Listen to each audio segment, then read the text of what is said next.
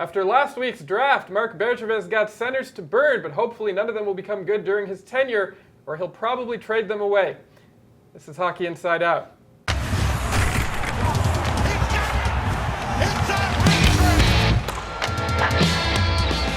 Welcome to this week's show. My name is Adam Susser, and here today with me is Stu Cowan, CBC Daybreak's Jessica Rosnack, and from CTV Montreal and Habs Eyes on the Prize, Mr. Julian McKenzie.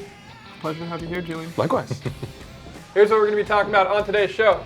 Number one, did the Canadiens make the right choice choosing Jesperi Kotkaniemi? Oh man, it's going to be a long season. Third overall. Number two, what were your impressions of the Canadiens draft as a whole? Number three, how do you rate the Alex Galchenyuk Max Domi trade? Number four, do you think Max Pacioretty will suit up for the Canadiens next season? And number five, with Tavares seemingly out of the equation, who should the Habs target in free agency? Let's start the show. In last week's draft, Marc Bergevin decided to take a stab at filling a deep-rooted hole that's been leaking in the Canadian ship for years by selecting the highest-ranking center, Jesperi Kotkaniemi, third overall, above higher-rated players like Brady Tkachuk and Filip Zadina. And just to be safe, Bergevin decided to use 6 out of his remaining 10 picks to choose even more centers. Will this draft come to be seen as the beginning of the end of the Canadiens' woes at center? Did Marc Bergevin make the right choice by choosing Kotkaniemi third overall? I sort of wonder why they didn't do this years ago. Center has been such a weak position for so long. Why didn't they years ago go into a draft and say we're going to pick basically a center every round unless there's another player so much better that we have to take him? I think the safe pick was Zadina or Tkachuk for Bergevin. I don't think people would have been criticizing him too much for that. But I think this is the proper pick moving forward. And before the draft, Bergevin said that he was looking ahead to the future, even if he wasn't GM at that time. And I think by drafting a center with the third overall pick, I think he did that. That's a hole they need to fill. They drafted a center last year in the first round with Ryan Poehling. Now they have 2, and moving forward, you hope these work out. So I think it was the right pick. I just wonder why it took so long to do this. I think it's good the fact that they're letting everyone know right away that this guy's not going to come in and change the Montreal Canadiens. He might not even be on the team next year. It doesn't look like that's the plan for him. But, there's that part of you that's saying you should go out there and draft the best player available. But at the same time, they've been trying to do that when they do have these high draft picks and things have not worked out. So let's try and find a solution to the Montreal Canadiens' problem have been the center for many, many years. Mm-hmm. And they decided to choose on Kotkaniemi. But I do think they could have done a better job hiding their poker face, because it seemed like everyone knew the Montreal Canadiens were going to go off the board and take this pick over Tkachuk and Zadina. At least with Kotkaniemi, the Canadiens can at least afford to take their time with him.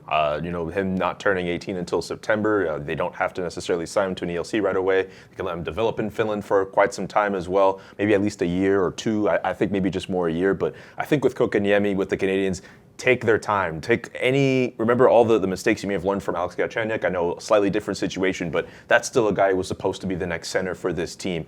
Take as much time as you can with Kotkaniemi and hope he just develops into that top center in the future, whether he's a second-line center or a first-line center. That's a guy who still has a ton of talent, and maybe that's not necessarily a bad pick. I still would have, personally, liked Filip Zadina at third overall. I like his scoring ability, and I don't know if you guys have seen the video of him skating around the Detroit Red Wings ice and his skating ability and his shot.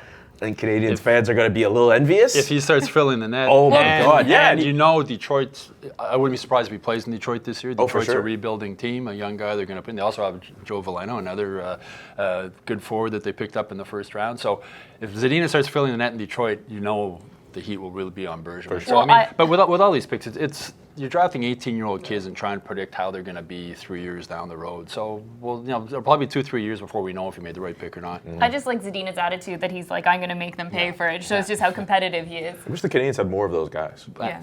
They drafted 7 centers, so the draft is kind of a crapshoot, but do you feel like out of that 7, they're going to have someone who maybe could turn into a star? Is it too early to say? What do you feel about the draft overall? Well, it's early to say, as I say, Ryan Poehling from last year, another center, so they got 2 centers in the first round that hopefully down the road, these are your number 1 and number 2 centers. Unless you can pick up another number 1 center, then they bump down to 2 and 3. So again, with the draft, it's hard to tell, but I think it's good. This team it's almost inexplainable how a team can be so weak at center for so long. And at least now they seem to finally be taking steps towards fixing that. I'm interested to see what Alex Romanov can bring, the one that was not supposed to be drafted in the top 100, and then the Montreal Canadiens really went off the board and shocked a lot of people.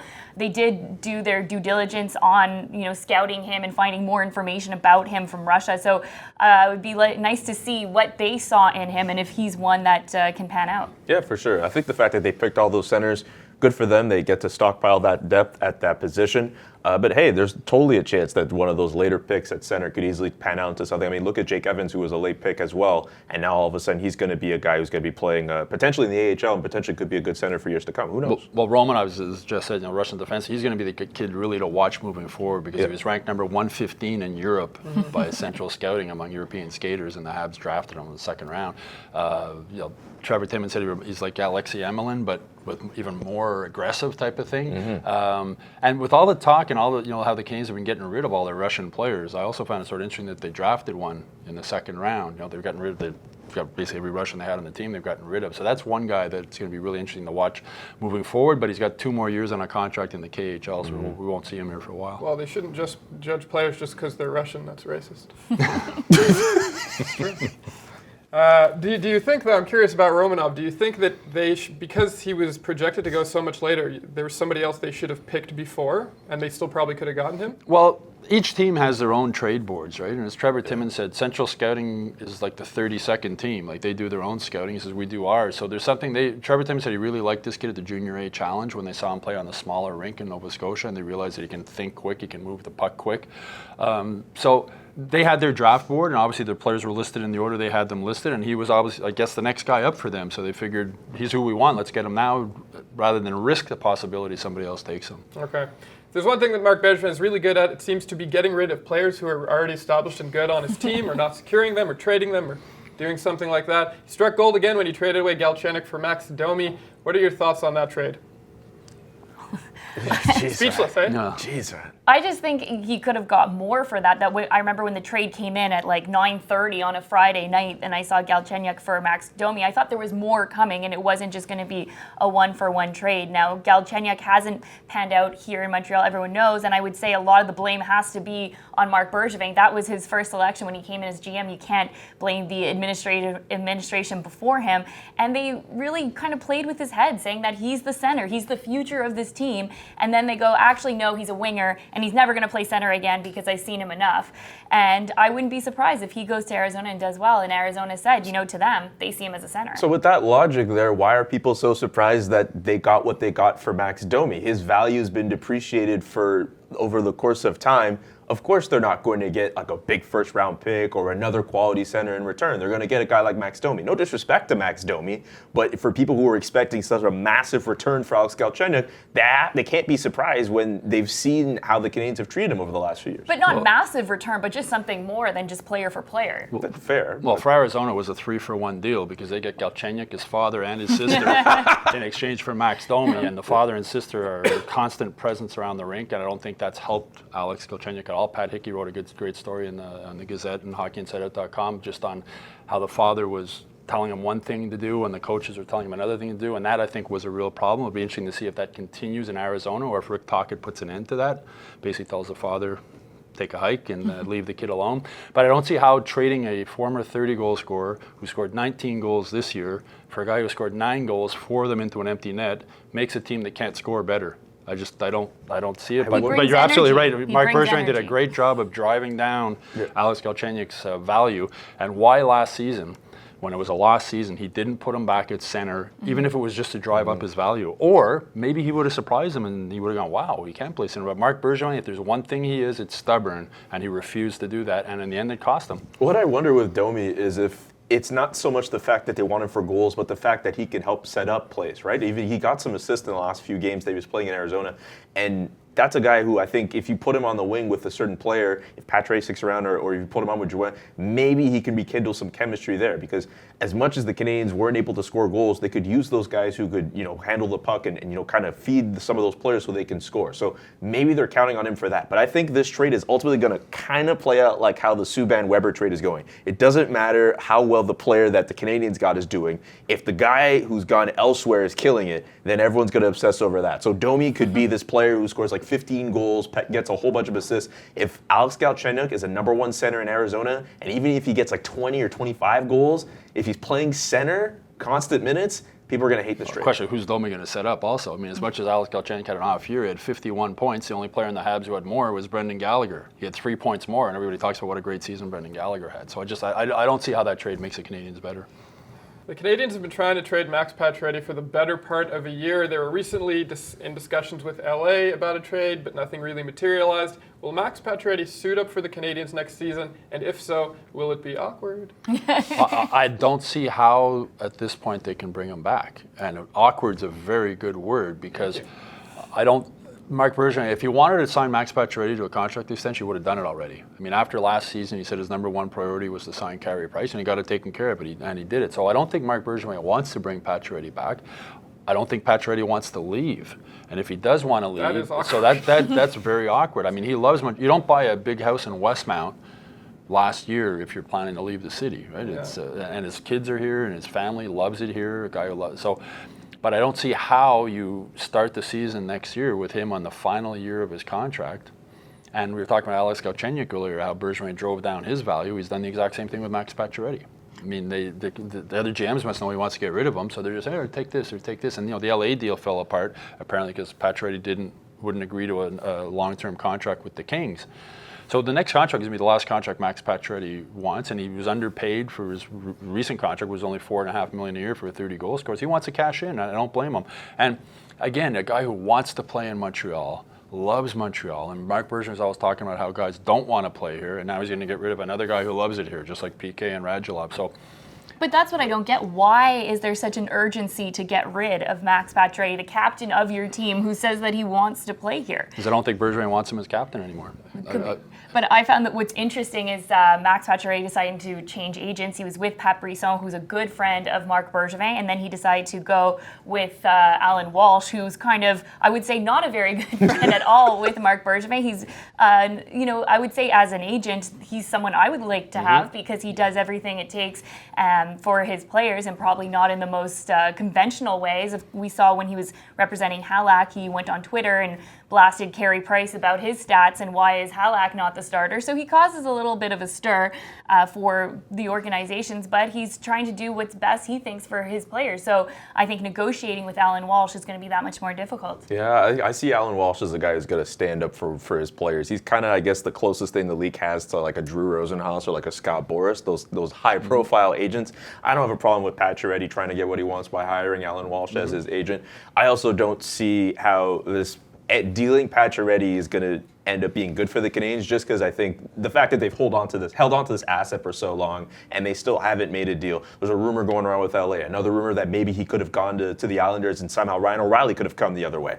At this point, I don't know if there's going to be any more good deals left on the table for the Canadiens to make a suitable trade for Pacioretty. And just like how we've been complaining about the Galchenyuk Domi deal, we may be doing the same thing with Pacioretty, a guy who could score goals. Well, we're talking about the problems the Habs have at center. The other long-running problem they have is they can't score. They can't score. And now you're going to get rid of the only guy on the team who's he had 4 30-goal seasons in a row before struggling this season. And I think one of the big reasons he struggled this season is because of the trade stuff. I mean, we're around Max almost every day, and he takes one of the reasons I think he's had problems during the season. He takes things personally. He hears all the criticism. He hears everything going on, and I think the fact that he knew they wanted to trade him, I think it weighed on him. I honestly think it affected his game. I think it really hurt his game, and I think if those trade rumors hadn't been around, I think he would have had a better season. He's a guy who's, I don't want to say sensitive because he's not sensitive, but he hears things and he lets things off the ice affect them.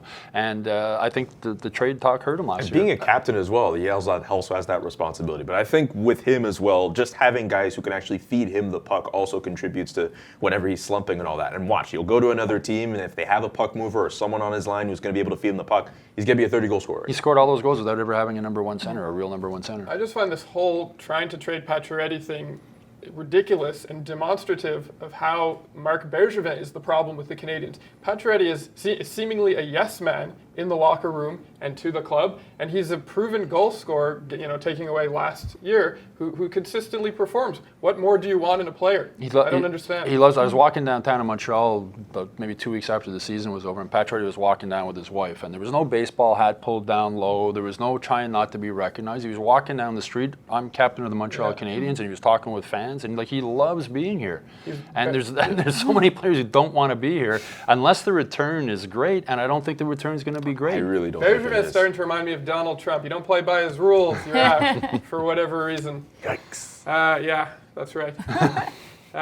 John Tavares is not. The Montreal Canadiens are no longer in John Tavares' top 5 teams that he's meeting with, so that is not happening. Who do you think the Canadiens should be targeting in free agency? Well, we talked about the center thing. Paul Stastny is one guy. Another interesting one is Joe Thornton. Even though, but it would be because they have these young centers coming up, and I don't know if Joe Thornton would agree to a 1-year deal. I don't know if he's going to get more than that. He's 38. He had a knee injury, but to bring a guy in here, a good veteran, a good guy in the room, and again, I don't know if you'd ever want to come here. When you've lived in San Jose, it's kind of coming to Montreal. Probably hasn't owned a winter coat since he was 18 years old or 19 years old. But they need a center, so I guess Stastny and Thornton. But Stastny's going to want a long-term deal or a longer-term deal. And if I could get Joe Thornton on a 1-year deal, I would do it. The Canadiens have the space, and I think he would be a good guy to bring into the room. I think he still has something left on the ice. He's a great playmaker, and I think just to be a leadership guy in the room, and especially if Pacioretty's gone, along with Shea Weber and that, I think that's 2 guys that would be really good to groom the younger guys going forward. I think it's too bad with this whole thing with Max Pacioretty and his future being unknown here, because James Van Riemsdyk is a friend of his. They grew up playing together.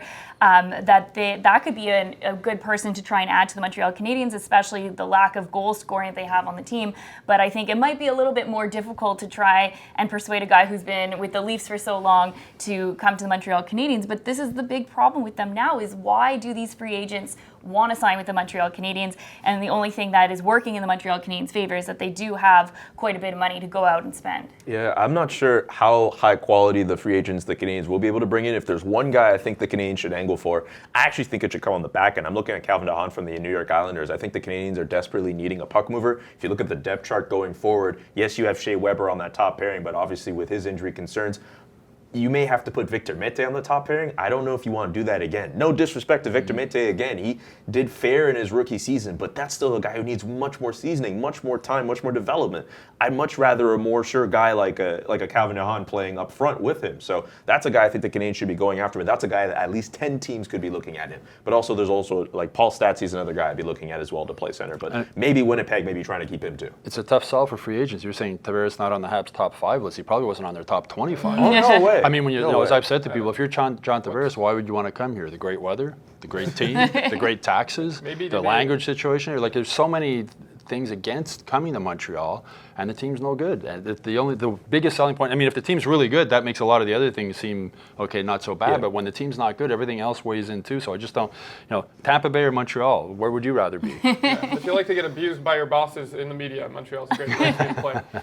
Well, that's our show. Thanks for watching. What are your thoughts on Marc Bergevin's draft picks? How would you grade the Canadiens' 2018 draft? Let us know in the comments section below. We'll be back next Thursday with another episode of Hockey Inside Out to see how free agency went. I'm Adam Susser, and I'll see you then.